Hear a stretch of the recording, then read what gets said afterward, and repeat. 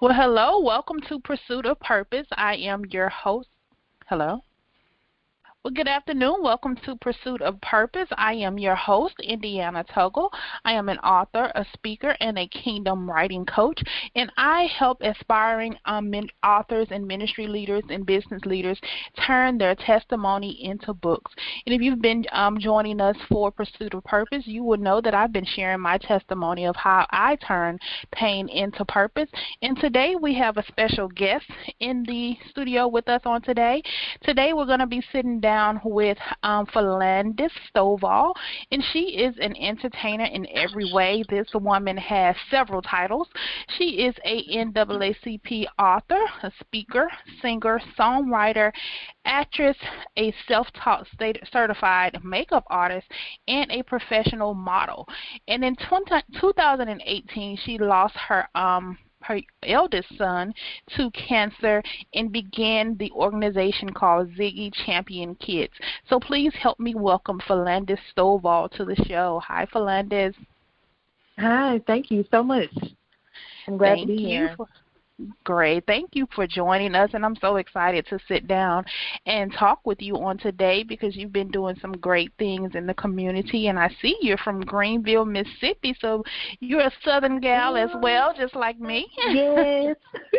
Yes, we're neighbors, so to speak. I'm in Tennessee, howdy, and you're in. Howdy, how are you? Well, we'll go ahead and jump right on in. And I noticed that you've written a book about your journey through faith as you dealt with the death of your son. So tell us about that book. Well, my book, the title of my book is Even Through the Storm, A Mom's Faith Amid Adversity. And in that book, I start pretty much at the beginning of our cancer journey in 2012 until the year before my son passed, which was 2017, because that's all God gave to me at that point. So everyone is, now, like, we want to know what else happened. And so my son, he passed away June 1st of 2018. And like I said, that 6.5, you get a 6.5, 7-year cancer journey. The ups, the downs, the goods, the bads, the happies, the sads, the miracles that God worked. You just get encouragement. You get everything that you need. It's really an emotional roller coaster that you get within that book. I kept it real. I kept it raw, authentic. That's me. Awesome. That sounds like a page turner. It really does. So tell us, walk us through the diagnosis. How did you find out that your son had cancer? Well, before, he was kind of showing signs, small symptoms of, being sleepy all the time. Like he'll literally wake up from being asleep and still wanting to go back to sleep. He went from this independent, little boy to kind of dependent, not really whiny, but, your child. A mother, a mother who pays attention to her children, she knows her child. And so he went from this kind of independency to, he was still independent, but he was kind of whiny or fussy more, and he would brush his teeth and his gums would start bleeding. You could look at his feet and his skin and just say, how you press your hand and you can see the blood flow. And I did that to him, and it was nothing there. Like, it was just white, literally white. But he was still smiling through all of that. Wasn't feeling well, and he would still put a smile on his face. It was, that part of it was wonderful. to know that you have a child that's not feeling well and going through or beginning to, go through something that would change his life and our lives completely, that was just a beginning testament of what was to come. So, but he, it was just small things of that nature. We took him to the doctor, took him to the pediatrician, and took him a couple times. And so the pediatrician I originally took him to just, was one of those pediatricians not really thoroughly checking, but kind of looking, maybe take a temperature or whatever, and just throw him antibiotics out there. And so I was like, no, something not right. And so my spirit wasn't okay with that, and I took him to the emergency room that night. And the emergency room doctor, looked at me and told me, he was like, we have to, transfer him, to another part of Mississippi, which was Jackson. That's the only other location, for a cancer hospital there, especially, that sees children at that time. And so took him there, and, the doctor told me immediately he knew something was, seriously, something serious was going on. Got down there to Jackson. They did the blood work and, all of that. And the doctor came in the room, gave me the diagnosis, and I was just sitting there. It was me and my son. I was just sitting there, and she was telling me whatever, and then the words came out of her mouth, "You are really strong," and that's when I broke down. That's when I broke down. So, yeah. Wow. So what was the diagnosis? What kind of cancer did he have? He had the acute lymphoblastic leukemia, which is the ALL, and it's known to be the treatable one, the more treatable one. Yes. So with all of that, you have so much hope and, for, you praying, trusting God. But, hearing those positive, reports give you hope throughout your journey. So, and that's what it did for me. It's like, okay, it's a more treatable one, and, you have family members, and you leading people throughout the journey who's had, the ALL and even other kinds of leukemia, more severe, and they've made it through and, doing well. And he was like, oh, God, I know you got me. We speaking life. He's speaking life. And we wanted him to be here, in order to share his story himself. But, hey, God has the final say. And that's, Yes, God has the final say. And so tell us about, because I know one thing about faith, and we can read in the Bible about how so many men and women had this large faith, and they were believing God for so many things. So what happens when what you're believing God for, it just doesn't happen? What does that do to your faith? Did you go through spells of being angry at God, or being angry at even yourself, trying to go through that, why me, or what did I do wrong? Did you have that phase? You know what? You are the first person who's asked me that, and I am so happy that you did. Wow. Because that is a tough part for a lot of people when you're praying or have prayed and you're trusting and believing God to do something. And, God's word is never not, God's word is. And so when like you said, when what you have prayed for, ask God, you're trusting God for, He doesn't give you the answer that you're looking for, what do? What I did, I continue to trust, I continue to believe.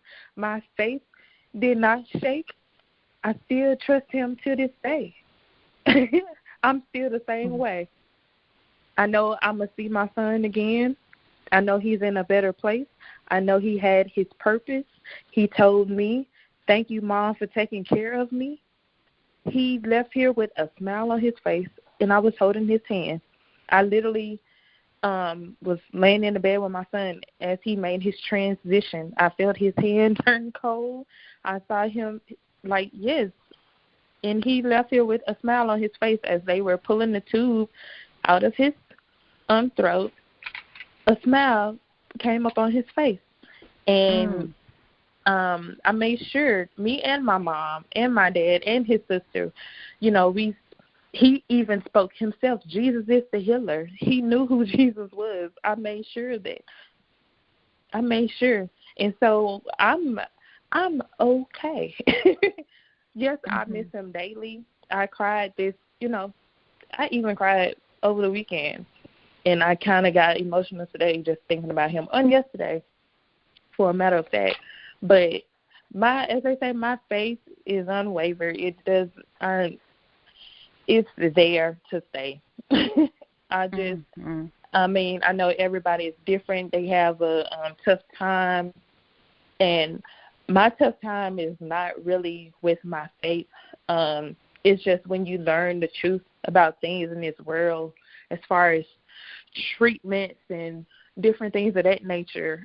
We did try to keep him on a healthy regimen as much as possible. And he wasn't a child who ate.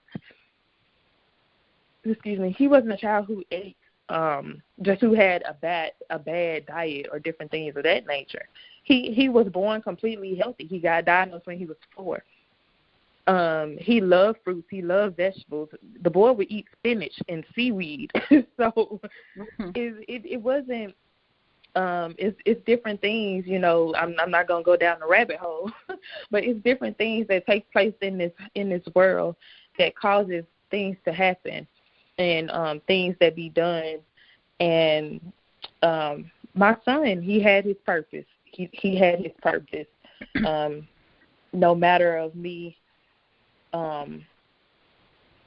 You know, the outcome not going in my favor of him being here, but the outcome did work in my favor as far as him being completely healed, if you get what I'm saying. We do want him completely healed from the cancer, and so he doesn't have to go through that. He chose.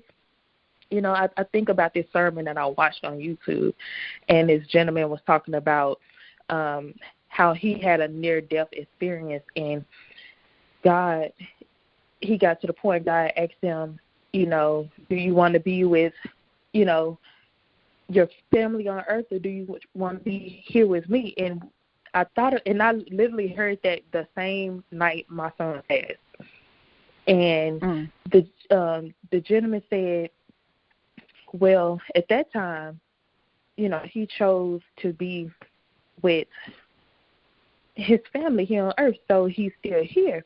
And I think about my son, I was like, well, you know what? If when my son got there, he chose me, and he had the decision to choose me or choose Jesus, and he chose Jesus. I said, you know what? Me and my mama started laughing because we literally was listening to it the same night. And she was like, Ziggy, you know what? We can't be mad at you. You know you chose Jesus. You know you didn't have to feel that pain and hurt and deal with all of that you was going through when you were here. And so we can't be mad at that. Like, you chose Jesus over me. I'm okay with that. I'm okay. Right. And I remember when I experienced the death of my mom, and when I got the call from the hospital that she passed. And at first, that ride from where I was, from the park to the hospital, I was having this conversation with God. And, you know, because they called and they told me she passed. And I was having this conversation with God. And I was like, you know, at first I was yelling and screaming, saying, but you didn't let me say goodbye. And this, and the beauty of it all was that God told me that he was going to take her, you know, a couple of months before, a couple of years before he told me he was going to take her. but before he do, he was going to restore our relationship. And then a couple of months before she passed, he told me again, not too much longer. So when God gives you warning like that, or he gives you insight like that, and then so on the way to the hospital, and we was having this conversation, I was like, but God, you didn't let me say goodbye, and you wasn't supposed to take her like that, and I was supposed to be there by her side, and I'm just going in, just crying and yelling and talking to God like that. And then when I walked in that hospital room, and my mother had this glow on her body that was nothing but the presence of God. She had this glow. She had this peace. The light was shining on her in a way that it could not have only came from the light bulb in the room, because the rest of the room was not dark, but the rest of the room was kind of shaded, but she was glowing. And when I walked in and saw the presence of God upon her, I immediately, peace came over me, and at that moment I saw God, and I had this knowing of saying, you know what, she's not here with me, but she with God. And I couldn't even cry. I couldn't even yell. I just stood there and I just watched her. Yeah. And she looked so good. And it was like you saw the in her. I was like, you saw the no more pain, the finally being at rest, and like you said, finally being completely healed. And sometimes when that comfort of God comes over you and knowing that your loved one is with God, that is like a piece of, you're still going to go through your grief. You're going to go through, the pain and the memories and all of that, and the waves that grief brings, your ups and your downs, your happy times, your sad times. I was thinking about my mom today. You're still going to go through that, but there's still comfort in knowing that the word has came to pass, the word that says to be absent from the body is to be present with God. When you know beyond a shadow of a doubt that your loved one is with the Father, that gives you another energy, another motivation to say, I got to make sure I'm going to see her again, because I'm still here, going through, the trials and the tribulations of life. Right. And I told people when it came to my son, I said, thank you, Lord, for giving me peace beyond all understanding, because people don't understand. Like, it's people hurting, like, older than me, and they've lost a parent or a aunt or cousin or whoever, and they still grieve, and they're hurting so bad. Like, it's, how when a person really just hurting so bad, like, you can see it on them. Yeah. And so me, going on, like, when my son passed, like, when I say his skin was, his body looked like he was just birthed again and had no disease at all. He was golden. His skin was golden, freshly plump. He plumped back up. Do you hear? Wow. He plumped back up from seeing his body. And I have pictures. I look at his transition. After my mama said, I don't see how you could do that. She was like, she loved her grandchildren, but I just look at my son those months leading up as he just transitioning, slowly transitioning. Then when he got to the point he couldn't move or talk anymore, and the tube down his throat, and just looking at him then, like, his body was just, sinking, just dying, turning dark in this place, dark in that place, and then after all that is done, took the tube out, and his round, plump, smiley face, like I used to grab his cheek, was plump all over again. Fresh, like it had a smile on his face. Wow. A big smile. And like the smile was getting bigger as his body, was freezing. The smile got bigger. What? You can't Wow, tell me God is not real. that's You can't tell me that. that's the beauty of it all, because even in death, and even in knowing, you want them here with you, but in the hindsight, you really have to understand that death is kind of selfish, because we want our loved ones here with us forever, but death is inevitable. We all gonna die one day, and we never Everybody living got to know. die. Right. We never know, what our date of leaving this earth is going to be. No one knows that but God. But to the family still stuck, it's always too soon to us. It's going to be too soon whether we 5 Right. years old or 105. It's going to be too soon Right. for those left behind. So we have to Right. really understand that sometimes that grief and that wishing and that asking why and why can't they be here, that's the selfishness in us wanting to preserve our own Mhm. hurt, wanting to, relieve our own hurt and our own regret and of everything that goes through. Because I know for me, with my mom afterwards, I went through a period of regret, of things that were done, things that were said, things that I should have done. Did you go through that period Mhm. in grief? Oh, absolutely. Even when he was in the hospital, like we were in the hospital 5 months literally straight before he passed away. And even while I was in the hospital, like I was still researching and doing out what I was doing, before we were told that he would have to stay there, and they were trying to find other treatment options or whatever. And okay, I'm still his mom. I'm still praying. I'm still talking to God. God, lead me and show me what I need to do. Mm-hmm. I spoke with other friends and family members, and they helping me research and find other doctors for herbal and healthier solutions, because for one, I really wasn't into the traditional treatment, but that's another story. They tell Mm-hmm. you what they need to tell you when it comes, because we know medicine is money, so they tell you what they need to tell you at that time. And so it's still, I didn't give up. I was trying to find even throughout the years, I was trying to find doctors, and then when you find one, that doctor end up passing away.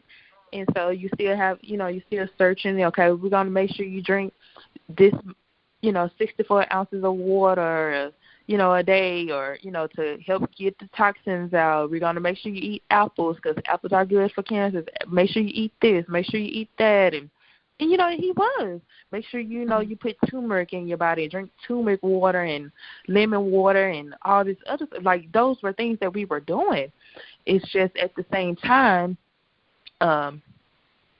things happen, and we have to trust God no matter what we see, no matter what we hear. And that's what I was continuing to do from day one until the very end, and I'm still doing it now that he's, in a better place. So Absolutely. That's commendable. Well, tell us, how did that, going from watching your child go through cancer, reviving your faith and renewing that relationship with God, or strengthening that relationship with God, because nothing strengthens your relationship with God than going through illness and death and things going on. So how did you turn that into Ziggy Champion Kids? How did that come about? Well, actually, Ziggy Champion Kids was started when Ziggy was still alive. Me and my kids, we love giving and helping others, and so like we would be riding in the car, and I always kept like extra bottles of water or snacks in the car for them. And so they saw me hand a homeless person water and food one day, and they got so excited. Mm-hmm. They got so excited. And so it was pretty much a family thing. And we just attached it to our our journey with cancer because, it's no better, than to start something actually than have gone through it. And so we knew the ins and outs of cancer and just different life experiences and, situations. And so I just kept it going after his passing to keep his legacy alive. Awesome. Well, how did it grow to begin to being that organization that helped the community? Okay.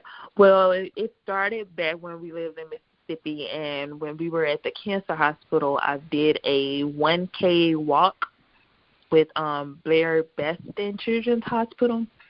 And from there, when we moved here,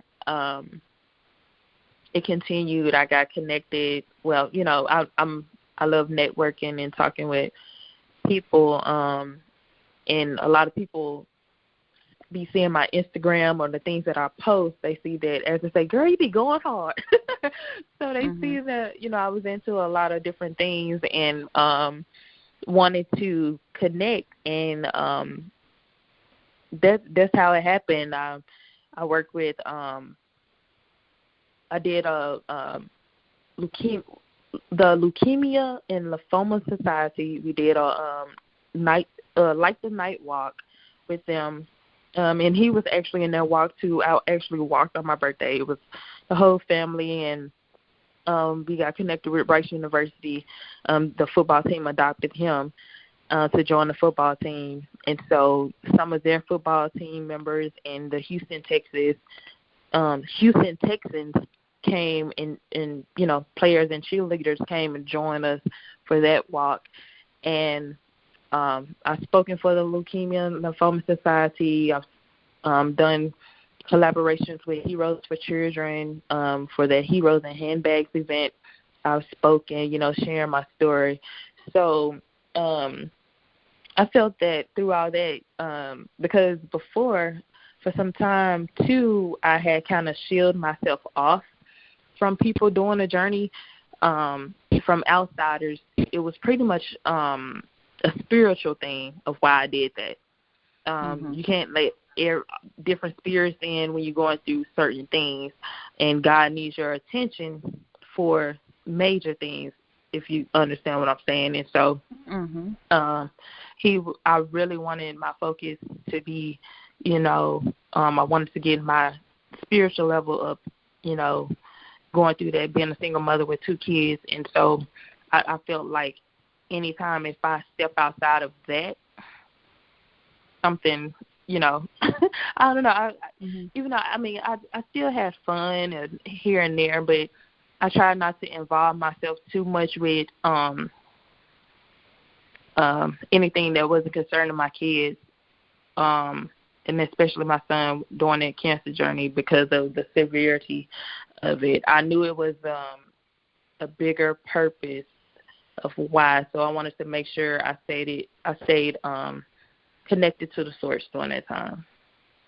Absolutely. I totally understand because when I was going through my period of being unemployed and then losing my mom, I had that same inclination of God saying, stick with me, so it was my circle wasn't even a circle. I called it a dot.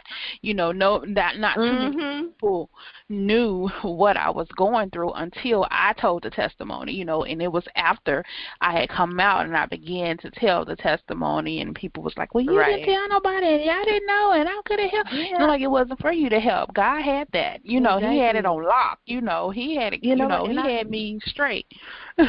Yeah, and I got that all the time, and I get that now. This is like a part of being strong is like when to ask somebody, but at the same time, I know when God has shown me through, over the years of when to open my when to open my mouth to ask for help, or I know when, like God He appoints you to when to do something. You just have to listen. And so I'm not going to go outside of His obedience, Right. And the outsiders just have to be okay with that. And if not, okay. Right. You sure know what to say, Right. because Right. sometimes they can hinder you instead of helping you. They can hinder Yes. you, all the time, Yes. but sometimes the negative, because when people come to you and be like, oh, so and so had that and they died and they this, Yes. and too many opinions can be too much sometimes when you already dealing with your own mindset issues. So sometimes you just need to only sit in the presence of one person. Sometimes Exactly. God will tell you who to talk to. So you're not. They think you alone, but you're not alone. You're not completely alone. You still have maybe one or two people that's your go-to that you can sit down and talk to. When you want to be happy, you want to vent, they're gonna be there for you to vent and pick you back up. Dust yourself off. Okay, you do crying. All right, trying to get back in the fight.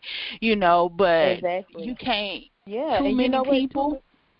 And have that negative energy flowing out, people speaking negative, you wondering why you hadn't got past this because somebody else had put some negative out there. Now you got to fight that off. You got to pray that down. I am a firm believer in transference of energy. People can transfer their energy, their emotions, their thoughts, all of that on you. You be on a high road, believe in God, walking the house, walking the streets, praising and praying, and then all of a sudden you under the bed with cake all around you, just in the state of depression, and you don't know why. Exactly. You know what? It's so amazing that you said that, because I put up a status day before yesterday, and I was talking about complexes, how this is a spiritual war, and the things that people say, when it comes to your subconscious, it's the complex, all those feelings and emotions and stuff, all those, like you said, negative spirits and energies and vibrations and all that, like those are different complexes that you don't need. If you're on a positive, spiritual, uplifting, encouragement, and all this positive thinking and mindset, and hear somebody come with negativity, saying what if it was me, I wouldn't do this, or I think she need to do this, or do it that way, and just whatever, that's putting more, blocks, and it's going to keep you, it's going to take you longer to get, just say down the street, you want to ride the stop sign right here. I'm right here. Why I ain't made it to the stop sign yet? Because somebody didn't put all this stuff. Right. Too many voices lead to confusion and frustration, and you cannot hear God when you have too many voices in your head. You cannot hear God, clearly, because God doesn't yell. The God of confusion at all, and God doesn't yell. God doesn't. All these people talking about, give me a sign. He don't even work in signs. Faith don't need signs. Faith uses the word. We don't need signs. So it's like you have to be still in order to hear God, because He whispers, in that small, still voice, and to get your attention. And when you are in His presence and you're in the presence of the Almighty, you can hear Him clearly, and you can move and go accordingly. So let's get into how you ended up turning Ziggy Champion Kids into a nonprofit. What are some of the things that you would tell those who want to turn their pain into purpose, into an organization or a nonprofit? What was that journey like? Any tips you can give on that? It's power. When people say it's power in your pain, that's so true. Instead of, going turning the negative switch, you can say, no, I'm stronger than this. God is my strength. And, when it comes to Him, it was something to, after his passing, to keep his life and legacy alive through the things that he loved to do, to develop new things that the nonprofit area may need. I would say if you're looking to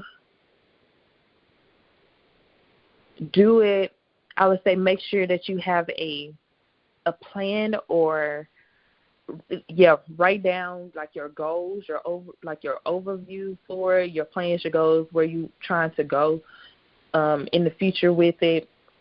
I mean, even if you want to do a for-profit, I mean, you would have to do that. Make sure you have your business plan or whatever. Make sure you are connected to people. This is for-profit too. Make sure you have some people on your board or staff who don't want to just come and take over your vision, because God gave you that vision for a reason, and you want to your vision is yours for a reason. So but get people in place to help guide that vision, in the proper direction. I will say that. Make sure you have like good support systems as far as financial, the people that's on staff, board members. Make sure you connect with your community, having a good community, people who believe in you, a good network of people. I would say that a good network of people is really good to have. Have those few family or friends or people who you consider family close to you, because it will be it's not hard. I mean, it's not easy, when it comes to becoming a business owner. You looking for those people who say they love you or whatever to support you, and a lot of times you won't have that. It would be strangers who go hard for you the most. And I would tell people, don't feel less, or don't stop or not do your dream, your vision, because of that one friend or family member, whoever, acquaintance, who you thought was going to support you and be there for you and cheer you on and share every post you got, or just what we all look for, when it comes to support. When that doesn't happen, don't be, turned off, because a lot of times your support is not going to come from the people that you think that it's going to come from. It's going to come from outsiders. So that's what I would tell someone who's looking to, do a business of any kind. And just make sure you do your research and yourself and gain as much knowledge as possible. Go to workshops, go to seminars, be connected. Oh, I will also say join whatever your city's commerce, city of chamber of commerce. Join your different chamber of commerce. That's a really great connection to have. But try to get any type of training and learning. Just keep doing it. That learning is a never ending. Never ending. So always be willing to perfect your crafts, your skills, your business, whatever that you're into. Always, keep perfecting. Absolutely. How about you? Did you start? Did you start like when your mom passed? Did you start anything? No, I just started to write the books and things like that. So I would add to that. For so many times when it comes to starting a business, like you said, in nonprofit or for profit, we get so focused on putting everything in order, getting a business license, getting a 501c3, getting a logo, getting this, getting a website. We get so focused on that and wanting people to help us with that we forget to work the vision, and a lot of times all of that will come, as you go. Yes. You don't want to lose sight of that, but at the same time, you don't want to get all of that and then you sitting like a sitting duck because you're not doing anything. Right. What good is it to have a 501c3 and you're not doing anything in the community? Nobody knows who you are. So you're not networking, you're not out, you're not working. And one thing that I hear from your story is you started working, and sometimes when you start working and you start doing things, you'll meet people who are willing to connect with you and to help you to move forward. Because I had a friend who started a 501c3 and she was getting articles of incorporation and all of that, and she kept coming to me, and I want you to be on my board and this and that. And I'm like, hold up, that's your vision, that's not mine, and I have my own, aspirations and my own business. I can't be on your board. Well, I'm just gonna put you on the board so I can get this 501c3. I said, that's not how we roll. That's not in integrity. You want to have people connected with you who know the vision and want to run with the vision, and that's why the Bible tells us to write the vision so that he that readeth can run. When people know the vision, then that's going to motivate them to run. You can't have nobody running with you who don't want to go. I'm like, you can't force, your friends and family to go on this journey with you because you think it's all great. And it may be, but that's not what God called me to do. I have my own purpose, Right. And look, when you just think, if you're a team, you running a relay race, and what if you have to pass that baton off? You want to make sure you're passing that baton off to the right person. So, and to someone who wants the baton. What if you if the runner gives the runner the baton and they look at it and throw it to the side and go sit down in the stand? They look at you. You look like what? So now you look like a fool. They up there dodging the baton. Girl, you better catch this baton. Right. So I'm like, don't try to force anybody to buy into your vision. Like if you do the work, if you get out there and you make connections, you'll meet people who will willingly grasp the vision, who will want to go with you on the journey. Because forcing somebody is only going to make you even more frustrated because you're going to end up doing all the work anyway because they're not going to work. How would you feel you hire an employee, all they want to do is get a check, but they not doing no work? Exactly. You got to follow behind them. You got to double check everything that they do. You got to micromanage them. You don't want that in no organization, whether it's for profit. None at all.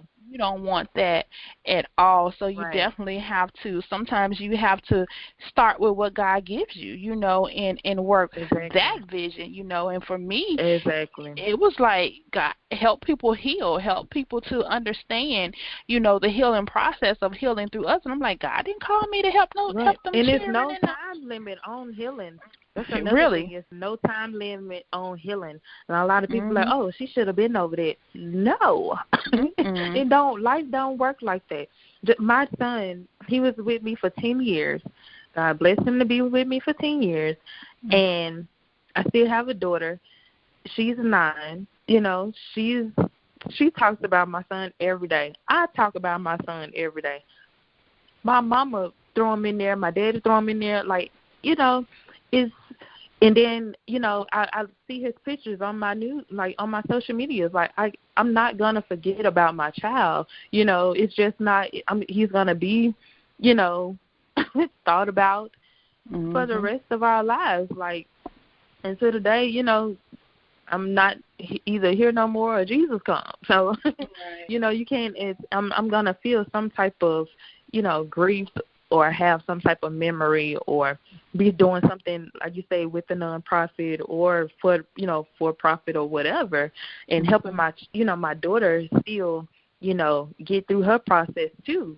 She's a child, and she actually got to see him, he was already passed, but she got to see him in the bed, after he passed away. So that's a lot for her, to deal with as well. And so it's yeah, I don't agree with people who say it's a time frame. It's no time frame on that for anybody, and everybody is Right, different. because Everybody don't grief handle comes life. in spells. It comes in Yes, you'll be good one minute, and next minute you'll be sitting somewhere crying. It me. just comes and it goes, like that. And I'm one of Yeah. those people. I don't believe in memorializing somebody. Every year we celebrating the death, then we celebrating the birthday, then when Mother's Day come around, it's I miss. I'm like, you're gonna have moments where you do it, but to be Mhm. constantly Yeah. memorializing somebody, reopening that wound all the time, no. Because for a minute, when my mom passed in 2015, and after her death, like 6 months after, God was like, all right, come on, we got stuff to do. Let's go. Mama gone. She with Yeah. me. Time to go, And it was like, Right. for a minute, when it came time for her birthday, I would get severely depressed, and I was Wow. like, I gotta stop doing this. And so what I did the next year, I was like, you know what, we're not doing this. So what I did was, around her birthday, I scheduled some of everything. I scheduled interviews, I scheduled book signings, I Mhm. scheduled everything around that time, so that I would still be, motivated and A have good this joy, spirit. and not Yeah. sitting around, waddling and saying, oh, I miss. No, that's not living. You can't Mhm. continue to, you know, be stuck at the death of someone else, because they're gone. You still Mhm. here living, and they in heaven rooting you on. They looking at you like, Right. why is she stuck? Why she stuck? Right. We got to be moving. So they Right. done joined the heaven. I call it the heavenly cheering section. I got a heavenly cheering section cheering me on. And they can't cheer me on if I'm sitting at home crying. So Yeah. I gotta get them something They to look, do. they rooting for you. So they rooting for me. So I just use that as my joy. She got my mom. She got more people there with her than I got with me. She got mama. She got grandmama. She got a couple of sisters, and she got a brother. She got a dad, and she got everybody there with her. And I'm sitting here Yeah. being Yeah.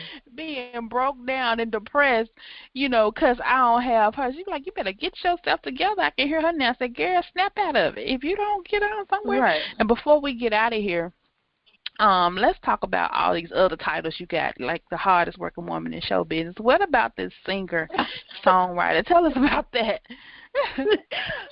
Well, I started singing when I was 2 in the church mm. choir, and I started writing at a very young age too. My mom, shout out to my mommy, that's my best friend. So I Mhm. know how you feel when you say losing your mom.